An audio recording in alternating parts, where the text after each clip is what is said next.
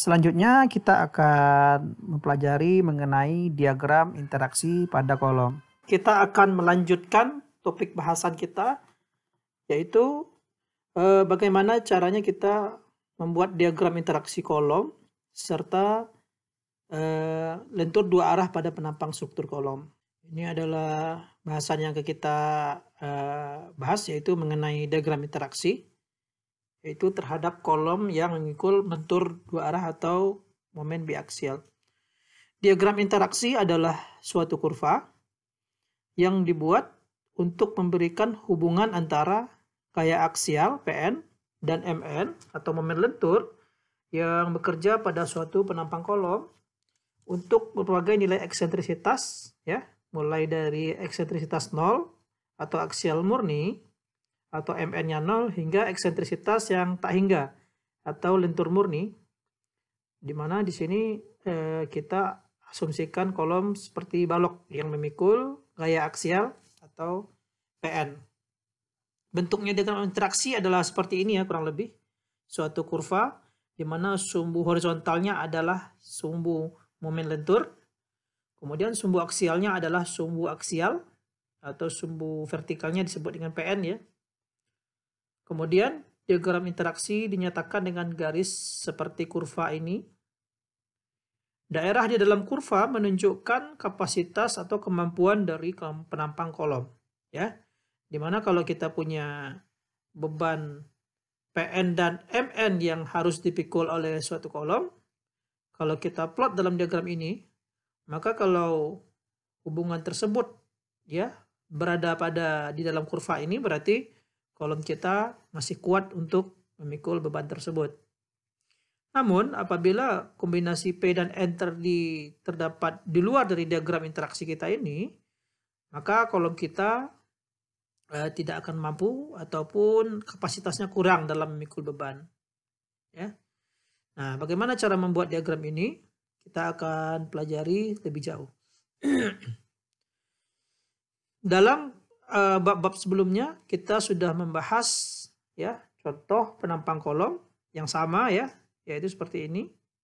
Penampang kolom ini mempunyai ukuran lebar 350, tingginya 550, dan di sini juga ada 4D29 ya, di atas dan di bawah.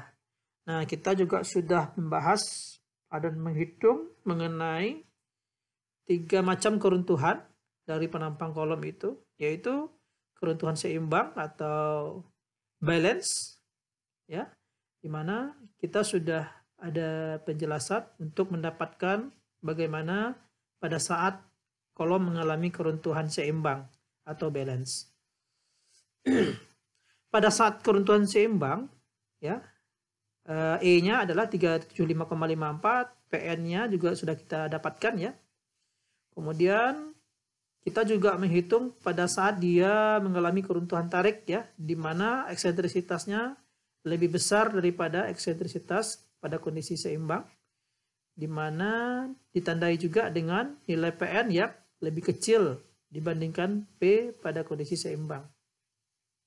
Kemudian kita juga sudah mempelajari pada saat kolom tersebut mengalami keruntuhan tekan, ya, ditandai dengan nilai eksentrisitas yang lebih kecil dibandingkan eksentrisitas pada kondisi seimbang. Pn-nya berkebalikan dengan keruntuhan tarik, maka Pn pada kondisi seimbang, pada kondisi keruntuhan tekan maksudnya akan lebih besar dibandingkan dengan pada kondisi Pn balance atau seimbang. Di mana nilai-nilai ini kita sudah dapatkan sebelumnya.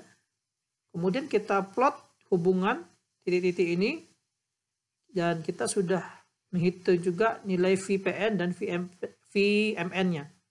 Ya, kalau sudah didapatkan, maka kita juga sudah bisa menghitung nilai VPN dan VMN jika VPN dan MN-nya diketahui. Nah, kita akan mengeplot dari data ini suatu diagram atau yang disebut dengan diagram interaksi kolom. Namun sebelum menggambarkan hal ini, maka ada suatu 3 buah titik untuk membantu kita ya. Yang pertama adalah titik E sama dengan 0 atau kasus aksial murni, di mana nilai momen nominalnya sama dengan 0. Nah, pada saat E sama dengan 0, maka sama dengan P0 ya. Ini adalah rumus untuk penampang kolom yang memikul gaya aksial saja ya. Dan kita hitung nilai 0,8 daripada P0. Jadi P0-nya kalau kita hitung dengan rumus ini, kita dapatkan P0-nya 6.488.268. Kalau P0-nya kita kalikan 0,8, maka akan didapatkan nilainya 5.190.614 Newton atau 5.190 kilonewton. Nah, kita hitung nilai ini ya, P0 dan 0,8 kali P0. Kita harus menghitung nilai pada saat eksentrisitasnya mencapai tak hingga, atau disebut dengan kasus lentur murni ya, atau nilai P-nya sama dengan 0 ya, atau PN-nya. Kita asumsikan hanya berperilaku seperti balok biasa ya. Jadi ingat, pada saat kita mempelajari balok, kita menghitung nilai tinggi blok tegangan betonnya, A kecil itu sama dengan AS ya, luas tulangan tarik dikali F yield dibagi dengan 0,85 FC prime dikali B. Kita dapatkan AS-nya 4 diameter 29, F yield-nya 400, FC prime-nya kita masukkan 27,5, B-nya kita masukkan 350 sesuai dengan penampang. Maka didapatkan nilai A, kemudian kita hitung nilai MN, AS kali F yield, dikali D minus A per 2. AS-nya 4D29, F yield 400, D adalah 485, kemudian dikurangi A per 2. Kita dapatkan nilai MN sama dengan 44 juta ya. Jadi Newton meter ya. Berarti 444 kilonewton meter. Nah, kemudian kita sudah mempunyai juga 3 buah nilai tambahan tadi, maka kita bisa tabelkan sebagai berikut. Ini adalah nilai P0 ya, pada saat eksentrisitasnya 0, MN-nya 0. Kemudian saat 0,8 P0 kita dapatkan 5.190. Di titik ini ya, 0,8 P0. 0,8 P0 kita dianggap bekerja pada eksentrisitas 0,1 dikali tinggi penampang.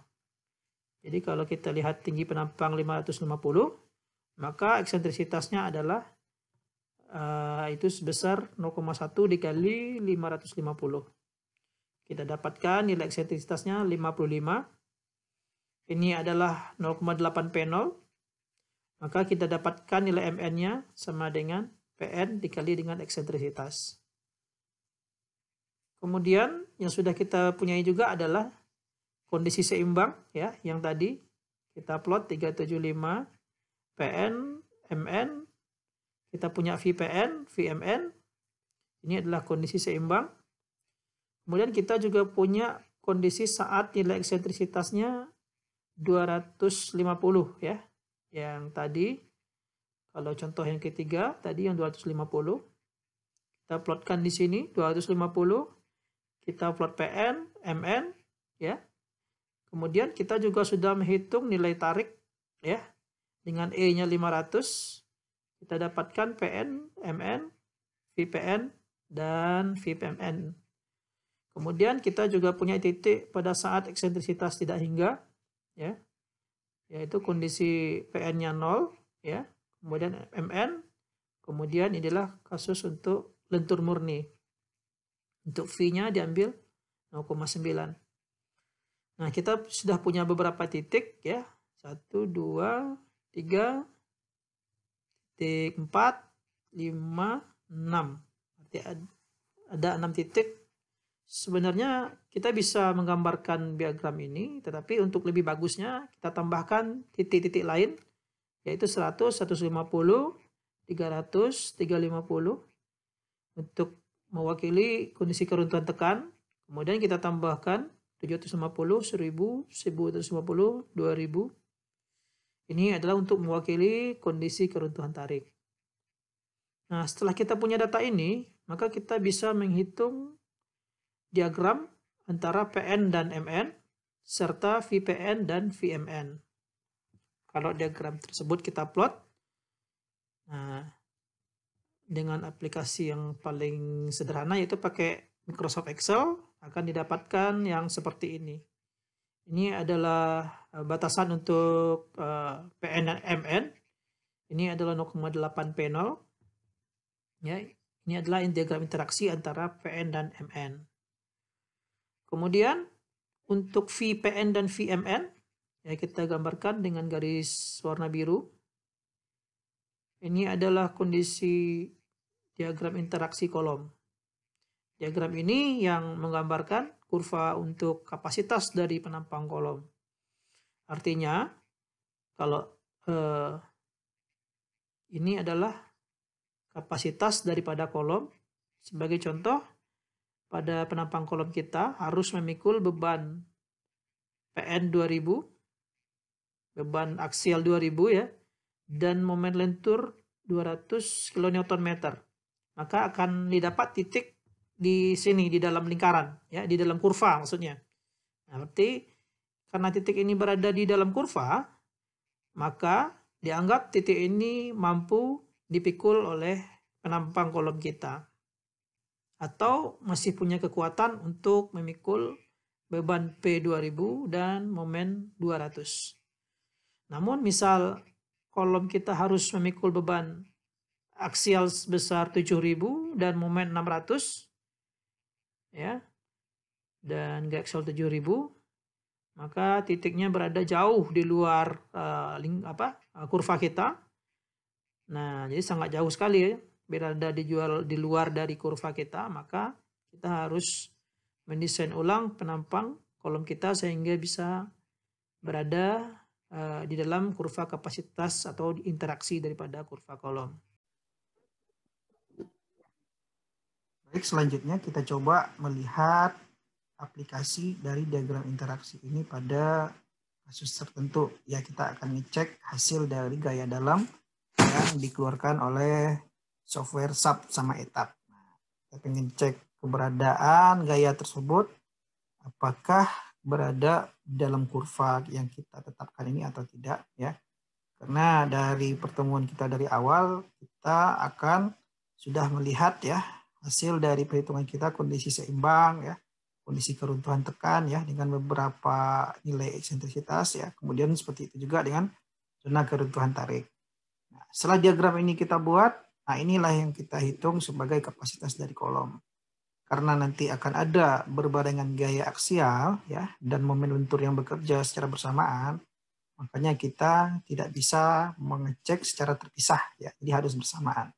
Baik, mari sama-sama kita lihat.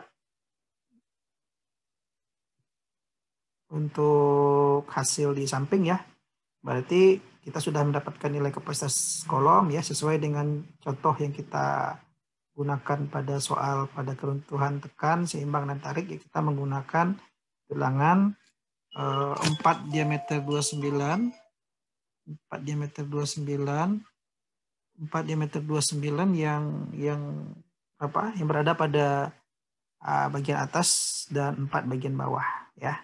Kemudian dengan tinggi 2550 untuk tinggi balok dan 350 untuk lebarnya.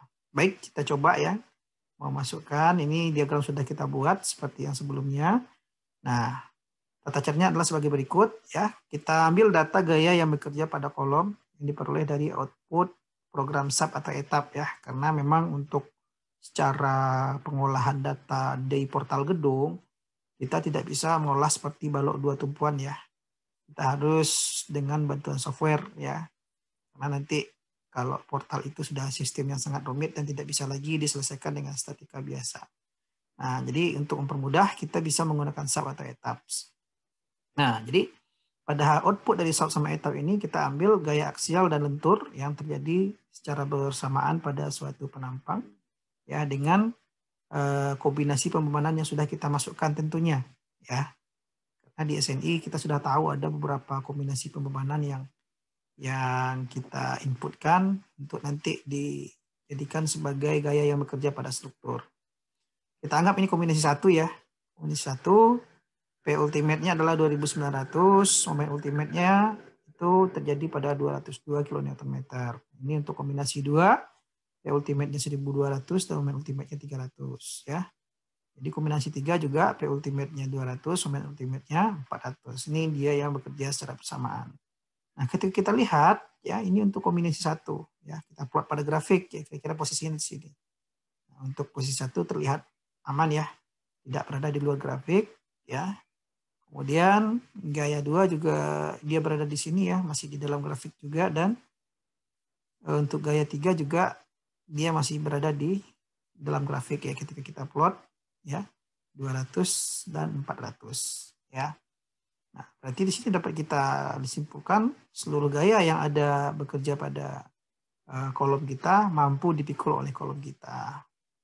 Nah, jadi itulah yang dimaksud dengan diagram interaksi yang digunakan untuk menghitung kapasitas dari kolom yang akan diterimai oleh suatu gaya atau beban.